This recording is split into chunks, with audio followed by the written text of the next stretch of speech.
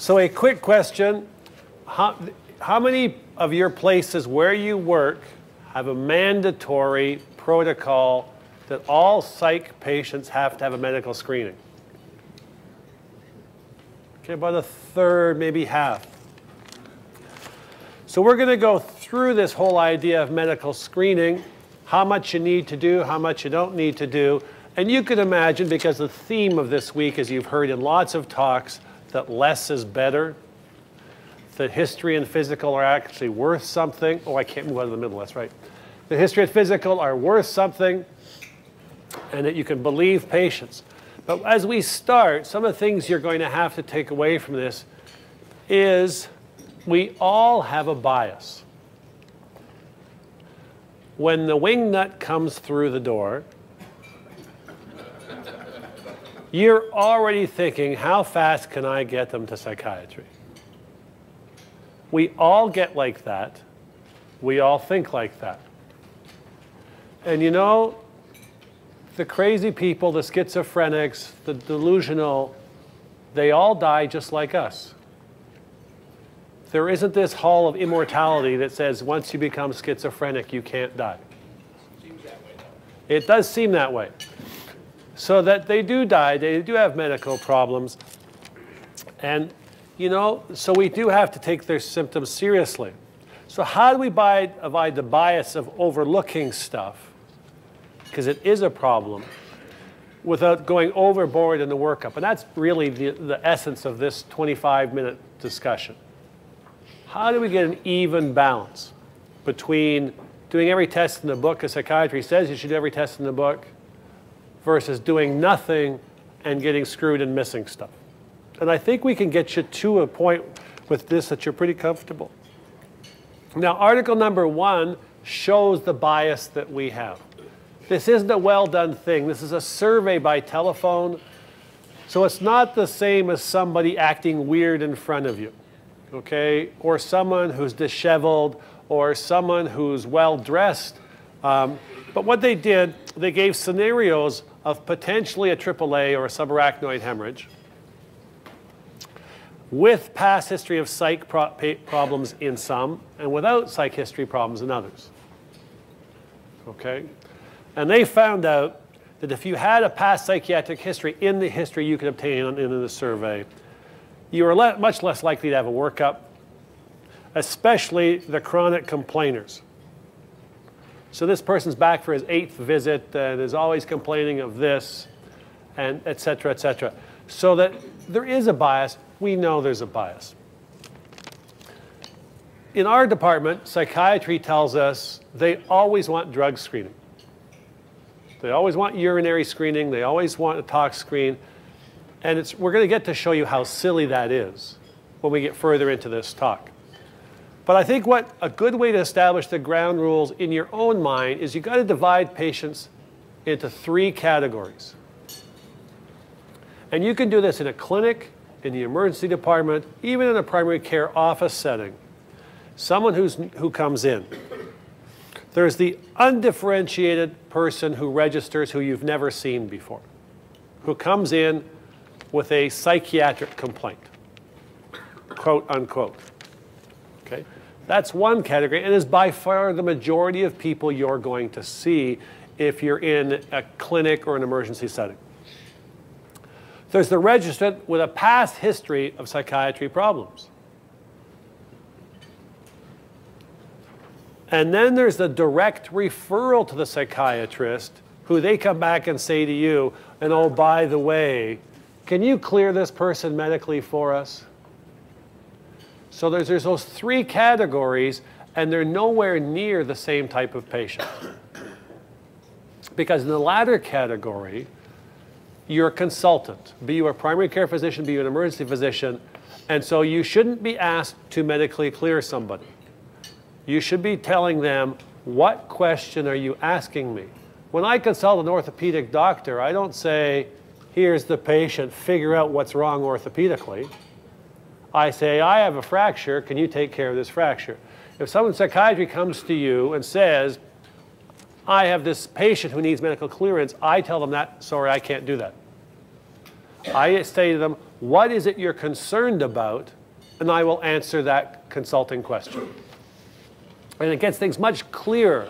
Because quite honestly, if they're going to admit somebody who's a direct referral, there is a primary care service available in the hospital. There is internal medicine. There are many hospitals, family medicine, who can take a look and do a proper global assessment. But in an emergency department setting, that's not necessary. And you should be answering specific questions. Are you worried about pneumonia? Worried about an overdose? What is it you are specifically asking me? And I think you can get rid of that category and take care of it medically much better that way. Article from USC number 2, psychiatric patient with no medical complaints. So that's the second category I talked about. Okay, patient with psychiatric problems, no medical complaints. Now remember what EMTALA says. The screening complaint is consistent, the screening evaluation has to be consistent with the complaint. So in other words, someone who comes in with a broken foot, you don't have to do a detailed neurologic exam as part of your screening assessment. Well, a patient who comes in with a clear, I want to slit my wrists and kill myself depressive statement, doesn't need a detailed orthopedic exam, doesn't need a bunch of workups. So the EMTALA doesn't say you have to do everything. So at USC, they took 212 patients who had psychiatric evaluations and did a standard screen.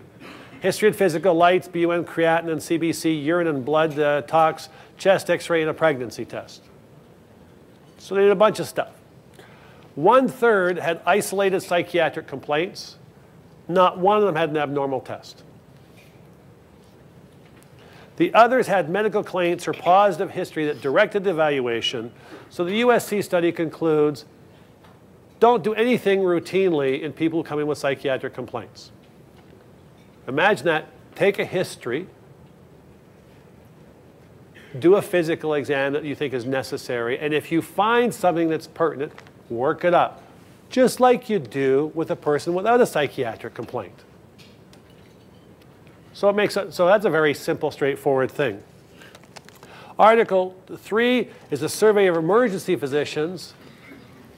98% conducted screening, but only 35 out of 290 are obliged to do testing. So they do a screen, but they don't do routine lab tests in most places. And almost every center that does, just like my center, does so because psychiatry insists that those blood tests be done. But if you're in a situation where you're being forced to do blood tests or workups, take this article and say this isn't the norm in the United States. What is the norm is, yes, we'll assess them, but we're not going to do routine screening and testing because that's not what is the standard across the country. Article 4 from 2004, I wrote down, psych patients are being admitted are not going into a medical void. Do not have the ED be the default for what should transpire on the ward. However, remember, up to 80% of psychiatric patients being admitted do have comorbid medical problems. Okay. They have medical disease, but that doesn't mean that the ED has to deal with them. The primary care physician could take care of them very well on the ward. They don't necessarily mean they're active problems just because they have medical problems. 8 to 31% of serious medical conditions are missed by too cursory a screening exam. So this is the other end, right? Well, we don't want to have to do everything on a patient, and you know, this seems kind of silly, but you have to recognize that they do have disease. So that when you do your history and physical as your screening assessment, you do have to be attentive and not skip over stuff very quickly because 8 to 31% of significant problems are being missed. So if you're going to do it properly. And try not to let the psychiatric issues get in the way. The authors then go on to suggest that a routine mini-mental should be part of the history and physical to distinguish organicity. And I don't know about your hospital, but in my hospital, the #1 beef psychiatry has is that they're on a one-way street with us. That when we see a patient, we're happy to refer them and consult them to psychiatry, and it's sort of like, I've washed my hands and the patient's not coming back. And they say, well, yeah, but you guys miss patients from time to time, and we wanted the feeling that you were a consultant just like anybody else.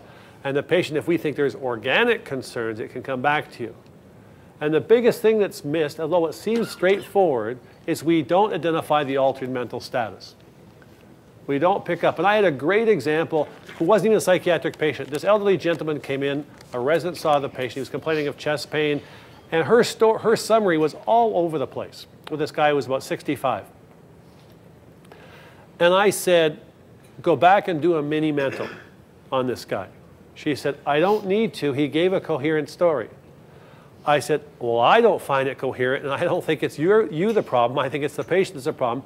Do a mini mental. She says, but he's oriented. He's fine. He doesn't, there's nothing wrong with him. His mental status is fine. I said, humor me and do it. Well, he scored 21 points only on his mini mental. He had a marked cognitive defect that she hadn't appreciated. And a lot of times we don't pick that up, and it's probably the #1 error we as physicians make in referring patients to psychiatry is we don't pick up the organic component. And psychiatry feels it's very hard for them to get the patient back to us because they do pick that up in their assessment. If you're going to do abuse screens, because there's a history of stuff, please remember that these abuse screens have multiple confounding interactions. If you have a cold and you take a DM syrup, okay, dextromethorphan syrup, you will test positive for PCP. Okay? If you've had a little poppy seed muffin out here, you will test positive for opioids. So there's some of you who just had a muffin with a bit of the sniffles. You're dopies. Man, you're testing positive for 2 things. Okay? And I actually had a case a couple years ago where this poor guy who had ALS was being taken care of by a caregiver, and he came in with altered mental status. And his urine abuse screen came back positive for marijuana. And it turned out that the caregiver, when the guy was getting a little agitated and the caregiver needed some rest, would have him smoke a joint. He'd calm down, and life would be good for the caregiver. Well, he comes back in again with altered mental status. Now he tests positive for PCP. So the caregiver gets arrested because of this accusation until a toxicologist points out that the guy had been taking dextromethorphan for a cold, and he had a false positive test. So you have to know that there's no such thing as a true test. A lot of these diet things that you see on the market, these diet pills, some of them give false positive for amphetamines. So there's all sorts of testing that can get you results that you didn't expect that are not necessarily true. Article 5 from that place across the town in LA, UCLA, gives up some very important points. So we're now talking about the first group of patients, the undifferentiated patient who shows up with a psychiatric complaint. Okay? 100 people with new psychiatric complaints in Article 5 excluded obvious abuse or intoxication, excluded past psych history or obvious OD or suicide attempts. So these were the people that came in with new symptoms. 63% were found to have an organic cause. 25 of the 100 had neurological etiologies of their, quote, psychiatric complaints. To put that even in a better focus, the violent or agitated patient who comes into your emergency department or to your clinic, over 70% of them have an organic reason for their violence or agitation. It is, in fact, rare that a new patient who's violent or agitated is psychiatric in origin. So although the Haldol blow dart is very popular, and they go through the genes really well, it doesn't mean it's psychiatric. In fact, you should almost be certain it isn't psychiatric. So what you have to do is work them up much better. So the conclusions from Article 5 are best to assume these new patients that it is not psychiatric.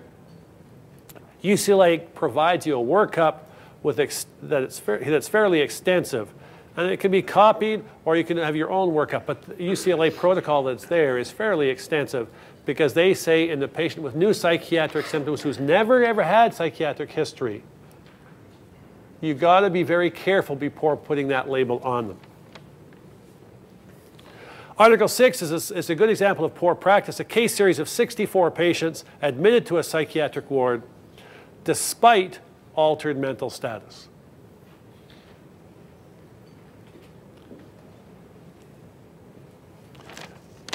Talking about substance abuse, the question I always have, if you look at the emergency medicine literature that's come out, and there's now about 6 or 7 articles published saying, so what if they've taken something?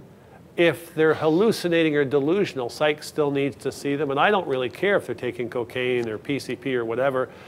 If they have a psychiatric history and they've been known for schizophrenic for 3 years, I don't really care if they take marijuana.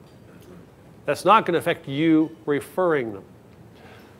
Psych may want the screening test because it affects how they treat them down the road. For example, someone who's being followed for ongoing depression or ongoing paranoid ideation, but is misusing substances, they need to know that as part of their treatment model. And that's why there's this conflict.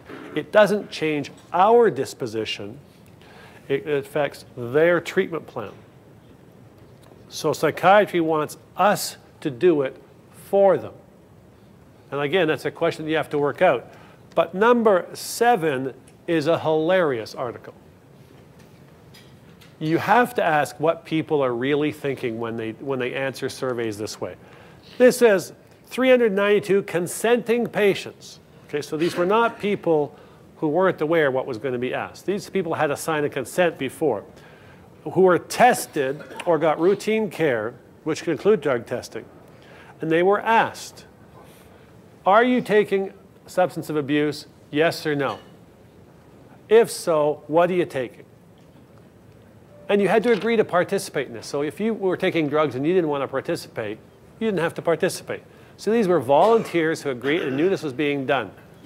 12% of the people who agreed to participate who said, yes, I'm taking drugs actively now, tested negative in their screens. What, it's a cool thing to say you take drugs? I'm a liar, yes, I'm taking drugs? They got ripped off. I mean, it's amazing. They got ripped off. They were told they were doing LSD. Well, they said, well, they got ripped off. I don't think 12% of people are getting ripped off. But there are actually people who will tell you they're taking drugs when they're not taking them. The other side, of course, is equally true. 21% who said, who, me? I know I'm going to be tested. We are doing a test. You've agreed to this test. Me, I don't take this stuff.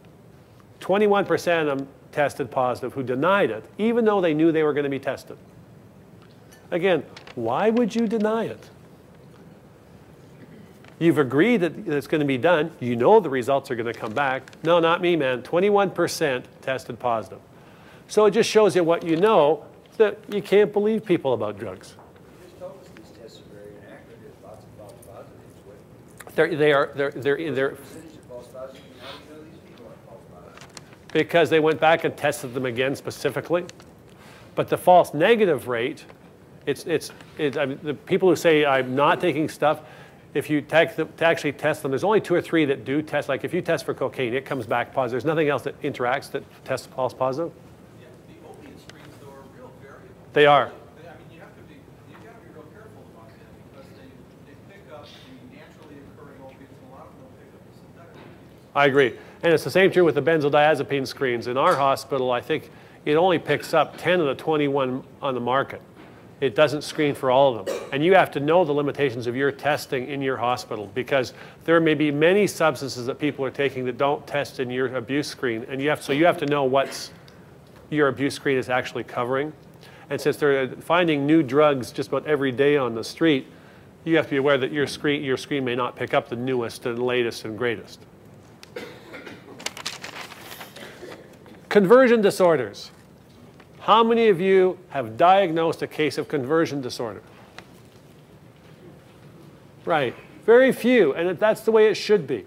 It's not a very common condition. There's a couple of excellent articles, number 9 and 10.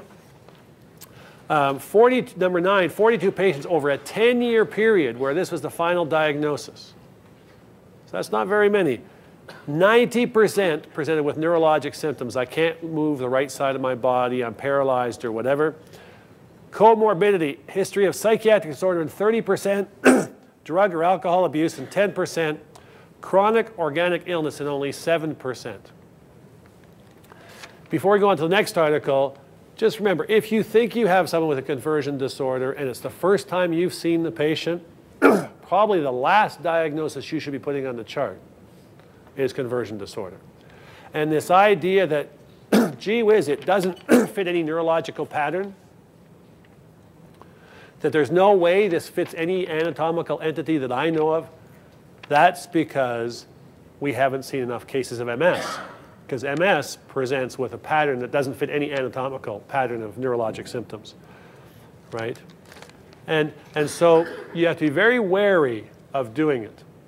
So saying, I've actually had my career too, and it is really neat to see that what they tell you to do with these patients actually works very well. If you confront them, things just get worse. If you actually take them and put them in a quiet environment and just tell them with their neurologic deficit that you understand that they're having this problem, but you think that probably it's going to be over soon, and that probably the symptoms are going to wear off soon, and you're going to come back in a half hour or so. You just leave the curtains pulled and let them get out of it on their own so they save face. They do so very well.